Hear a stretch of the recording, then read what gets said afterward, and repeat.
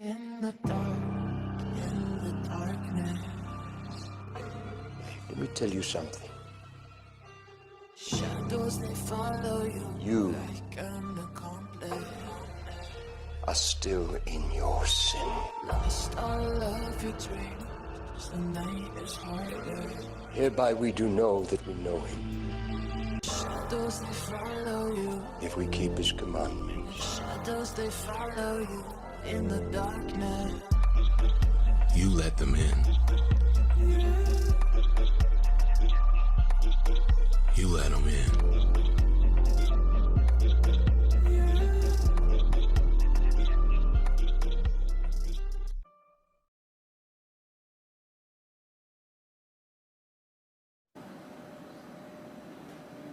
Now, there is a passage in the Bible. The lost held workers and lo, a black horse, and he that sat on in him this labor had a pair shortage. of balances in his hand. Go. And I heard a voice in the midst of the The four supply beasts chain is saying, valley, a measure of wheat for a penny, and this machine 3 is measures of grinding flour to for a a halt. penny, and see thou hurt not the oil and the wine.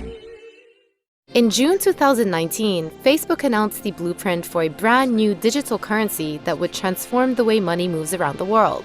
What if everyone was invited to the global economy, with access to the same financial opportunities? It was called Libra, and the announcement sent the financial industry into a spin. Central bankers and politicians around the globe expressed concerns over a broad range of issues, ranging from money laundering to financial stability.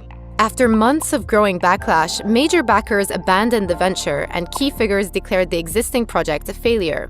But the association managing Libra wasn't giving up that easily. It released a new white paper in April 2020 to placate regulators. In it, the currency was rebranded as Diem.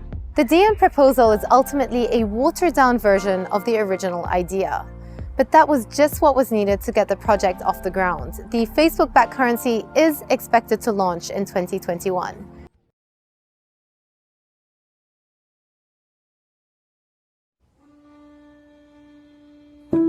Connection is a spark that gives our lives meaning. It drives us to seek out others who feel the same way.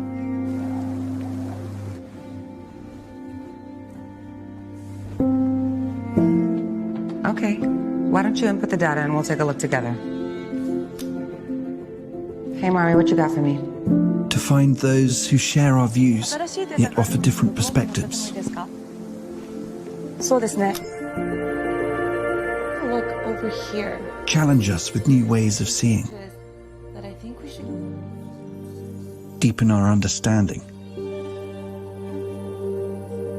And enrich our lives. 最后一笔的时候，往前。 Great things happen when we commit to something bigger than ourselves. Let's take a closer look at it.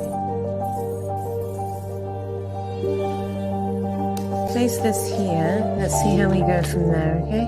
This sense of collaboration and the feelings of connection it brings excites us. Hey, just in time. I'm gonna move it slightly, okay? It's yours, take it. We have 2 planes right now on the same trajectory. As we put people first, technology fades into the background and feels like anything but. Imagine a world where we can do computation inside living cells. The problem that we're trying to solve is really trying to have a more sophisticated diagnosis that can happen automatically inside cells. Imagine a biological computer that operates inside a living cell. So for example, it could be used to determine whether a cell is cancerous, and if so, then trigger the death of the cell. DNA is highly programmable, just like a computer, and we can program a whole range of complex behaviors using DNA molecules. A world where technology enhances, not limits, humanity.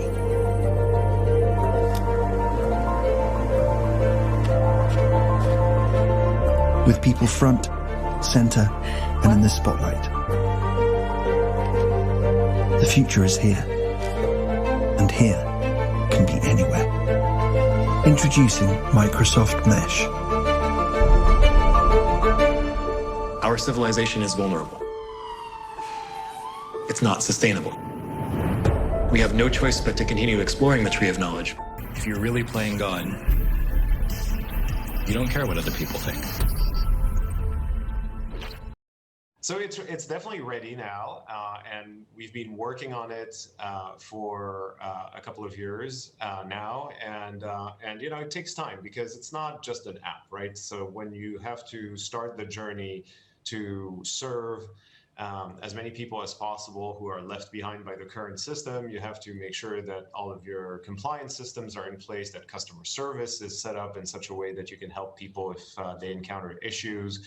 And we want to make sure that we can earn people's trust over a long period of time. And as a result, it took a tremendous amount of effort to get operationally ready on top of building what I believe is a really good wallet app that will enable people to send money to one another in a really seamless way. Let's talk metaverse for just a second, because this is something your boss, CEO Mark Zuckerberg, is talking about a lot these days, this idea that we'll all kind of be interacting in a virtual world sometime soon. How do you think Novi will fit into that, and Diem as well? Are these kind of going to be the way that people exchange value in the metaverse someday, or is it too soon to kind of put a stake in the ground there? Well, I think, thinking about the metaverse as a fully digital environment is actually super helpful when you design products that need to be future-proof. And, when I look at what's going to be needed in the metaverse is basically, really seamless movement of value. And for that, we need a new infrastructure.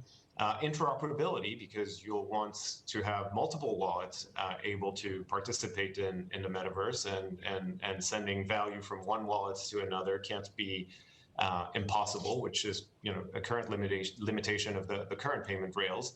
And then you have all kinds of other things that are really important to think about when you think about the metaverse, and not only related to payments. You can think about smart contracts. And you can think about all kinds of new models for creators to generate revenues by creating digital assets, NFTs, and by creating new models around that. And I think having programmable money and having smart contracts on top of a purpose-built blockchain is going to be transformational for the metaverse. These nanobots, these blood cell-sized devices, will be going in our bodies. We'll have some go inside our brains through the capillaries, non-invasively. They'll be interacting with our biological neurons. They'll put our brains on the internet, and they'll also enable us to enter a virtual reality environment from within the nervous system. So if I want to go in a virtual reality environment, the nanobots will shut down the signals coming from my real eyes and my real skin, and create the signals that would be appropriate for the virtual environment. And then it'll feel like I'm in that environment. Constantly committing it to the Lord. Deuteronomy 30 tells us how to reverse the curse by returning to the covenant. And it shall come to pass when all these things have come upon thee, the blessings and the curse. The power of Christ. The Most High Yah has given us family, tribe, and nation. Alone we are weak, but together with him, God is my strength and power, and he maketh my way perfect. The power of Christ. We have power. Who defeated Pharaoh? Who parted the Red Sea? Your rod and your staff, they comfort me. Who shows mercy to the righteous, that the power of Christ may rest upon and rains fire on the wicked? Yahuwah Sabaoth commanded the host of the Shamaim. Hallelujah. We give all glory to the Most High Yahuwah.